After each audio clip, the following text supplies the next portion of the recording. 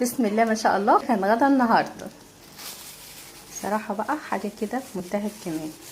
تعالوا بقى نجرب. خطيره وفي منتهى الجمال. حطيت مكعب من الزبده، حته صغيره من الثوم، وهقلبها كويس في السمنه البلدي، وهنزل بالطماطم بسم الله وهقلبها كده.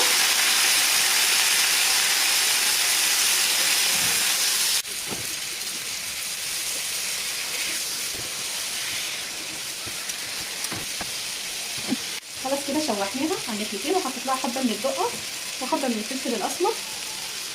معايا هنا 7 من البيض، رشه من الفلفل الاسمر. هقلبهم كويس بسم الله، وهنزل عليهم على الطماطم. طبعا مش هقلبها خالص وهغطيها. هنزل بحبه من الفلفل، ولو في فلفل الوان يبقى افضل. هحط بقى الجبنه موتزاريلا واغطيها لحد ما الجبنه تسيح. بسم الله ما شاء الله خلصتها، وده كان غدا النهارده. صراحه بقى حاجه كده في منتهى الجمال. تعالوا بقى نجرب.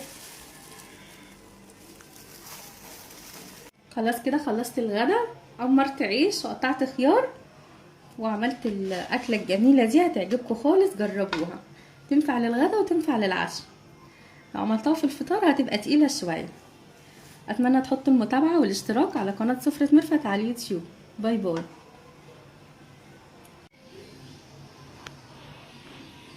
صباح الخير، عاملين ايه؟ يا رب تكونوا بخير وسعاده. كنت تحت بسحب اتصال عبد الرحمن، لسه هشوف هيدخل ايه.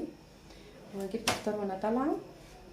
اخويا هنا فجبت لانشون وجبنه، وجبت طعميه وبطاطس وبتنجان وجرجير. اتفضلوا معانا. خير عليكم، عاملين ايه؟ يا رب تكونوا بخير يا رب. تعالوا افطروا معانا.